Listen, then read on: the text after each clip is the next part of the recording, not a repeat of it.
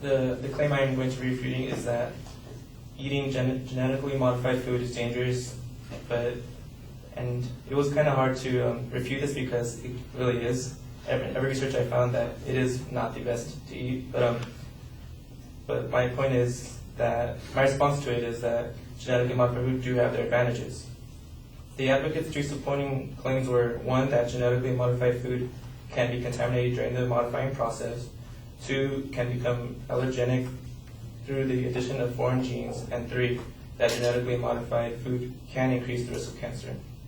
My response to the first claim that genetically modified food can become contaminated during the modifying process is that the advocates add evidence from Robert M. Hollingston, Steve L. Taylor, Barbara Jean Mead, Ken Wallace, and other members of the Society of Toxicology have said that it is important to recognize that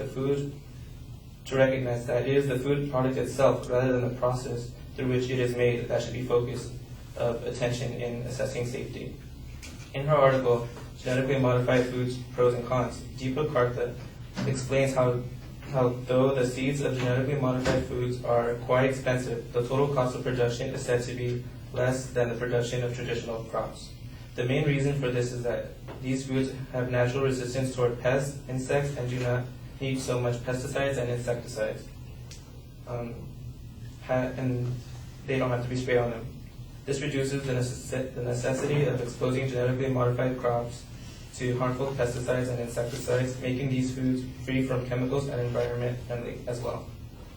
In response to her second claim that foods can become allergenic through the addition of foreign genes, the members of the Society of Toxicology have also concluded that no verifiable evidence of adverse health effects of such foods has been reported. The advocate's evidence in a way contradicts itself with this statement.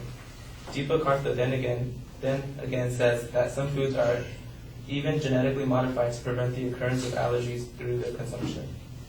In response to her final claim that genetically modified food can increase the risk of cancer, Kartha then comes to describe how genetically modified food help in controlling the occurrence of certain diseases. There are some foods that can cause allergy to people when consumed. By modifying the DNA system of these foods, the properties causing these allergies are eliminated successfully. She also claims that genetically modified foods are high in nutrients and contain more minerals and vitamins than those found in traditionally grown foods. Other than this, these foods can also taste better. Another reason for people opting for genetically engineered food is that they have increased shelf life, and also that there is less fear in the goods of food getting rotten quickly. Marian Kay explained in her article Genetically Modified Foods, Advantages and Dangers, that genetically modified animals produce better eggs and milk. Their meat is of a superior quality. They have increased resistance, productivity, hardiness, and feed efficiency. They also experience better health during their lifetime, unlike the evidence from the advocate portrays. We are 6.6 billion people now. We can only feed 4 billion people. I don't see 2 billion people volunteering to disappear. This quote was said by Norman Borlaug. He realized the great necessity of genetically modified food. Genetically modified foods grow faster than the foods that are grown in traditional manner. Due to this, productivity increases, providing population with more food. Apart from this, it is claimed that genetically modified foods are born in places which experience frequent droughts or where the soil is incompetent for agriculture. Due to this, it's difficult to grow normal crops.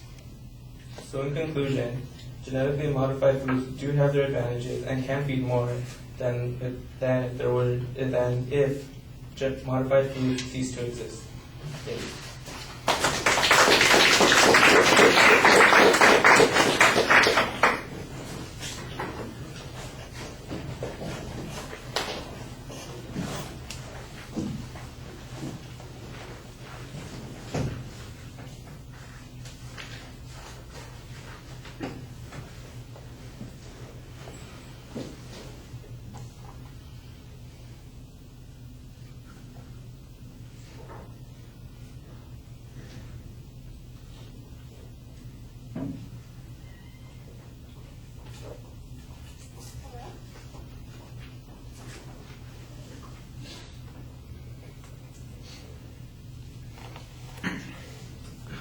All right, well, the argument sounds a lot stronger in the body of the speech than you made it sound like it was going to be at the beginning. I'm not exactly sure why you were hesitating and accepting some of the premises of the advocate's claim, because you had some evidence that seemed to challenge those assumptions pretty well, including some of the evidence that the advocate used themselves. So I think you want to be careful about backing off too much and instead just make the arguments that you have on those particular issues. The challenge on the first evidence, I'm not exactly sure why focusing on the food rather than the process is the important issue.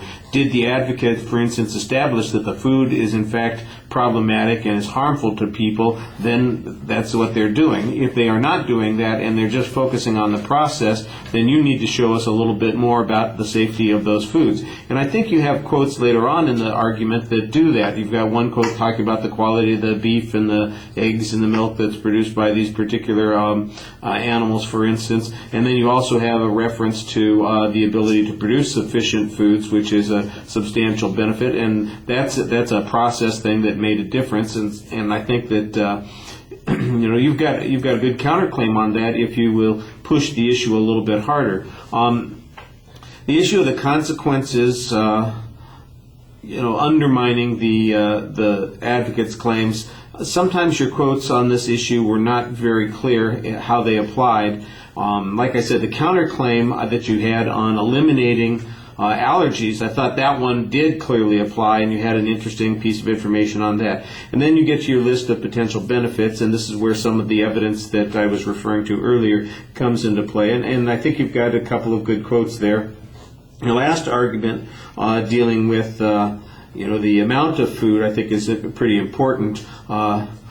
Borlaug created the pygmy wheat, which has allowed billions of people to live, who otherwise would have starved. That's one of the reasons why we didn't get the Malthusian nightmare in the 70s. And so, in essence, and that's all a result of genetic modification. The question then becomes, what trade-offs do we want to have? And then you need to do a little bit more contrasting there. Does the advocate cite any examples where people have developed allergies because of the food? They said there's a risk of it, but I showed you that in fact it could eliminate those risks, and they don't have any current examples where it's going on. Have they showed you any problem with the quality of the food or its likelihood of being infested?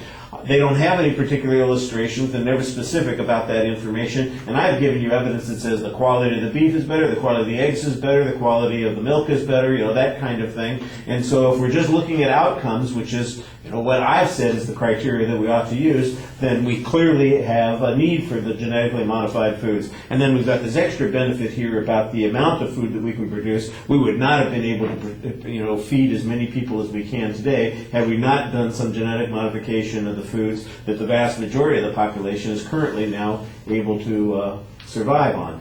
And that you need to make the summary a little bit more powerful, like that kind of connecting the claims together. I thought you did a nice job coming up with arguments on the issues, though.